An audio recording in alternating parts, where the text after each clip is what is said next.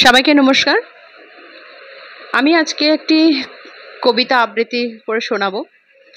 কবিতাটি প্রিয়াঙ্কা শিকদারের লেখা, মানিয়ে নেওয়ার যুদ্ধ। কবিতাটা পড়ে আমার মনে হয়েছে যে এটা শুধু বাঙালি নয়, পুরো ভারতবর্ষের সমস্ত মেয়েদের কাহিনী। তো দেখুন কবিতাটা কেমন লাগে। বাবার ঘরে জন্ম নিয়ে কাটতে থাকে দিন, 18 বছর পার হলেই কাটে মায়ের ঋণ।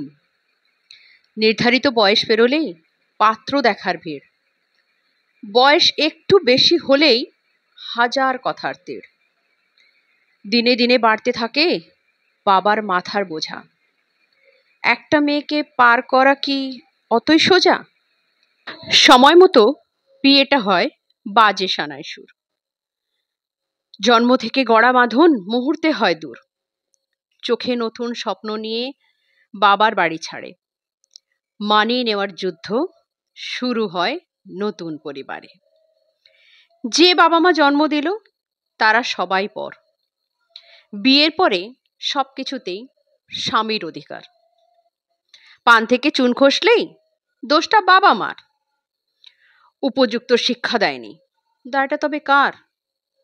মুখ বুজে সব সহ্য করলে লক্ষ্মী মন্তব্য, প্রতিবাদী হলে তাকে সহ্য করবে কেউ? মুখ খুললে তবেই বিপদ, বউটা প্রতিবাদী, বেপরোয়া তকমা লাগে জবাব কাটে যদি। বাবা মাকে বললে বলে মানিয়ে নিতে শেখো, ওরাই এখন আপন মানুষ, এটা মাথায় রেখো।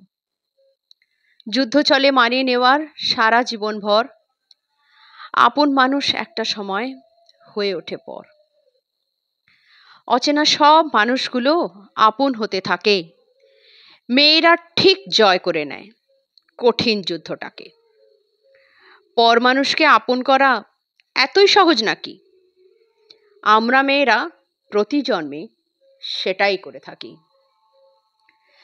নিজের জীবন বাজি রেখে পূর্ণ করি পরের ঘর, তারপরেও শুনতে হয় মেয়েরা নাকি স্বার্থপর। একটু এধার ওধার হলেই ডিভোর্সেরই ভয়, কত মেয়েকে সঙ্গোপনে মানিয়ে নিতে হয়। তবুও মেয়েরা হার মানে না, যুদ্ধটা ঠিক লড়ে। গোটা জীবন পার করে দেয় পরকে আপন করে। মেয়েদের মতো কজনই বা মানিয়ে নিতে পারে? মেয়েরাই তাই সর্বজয়া, কভু যুদ্ধে নাহি হারে।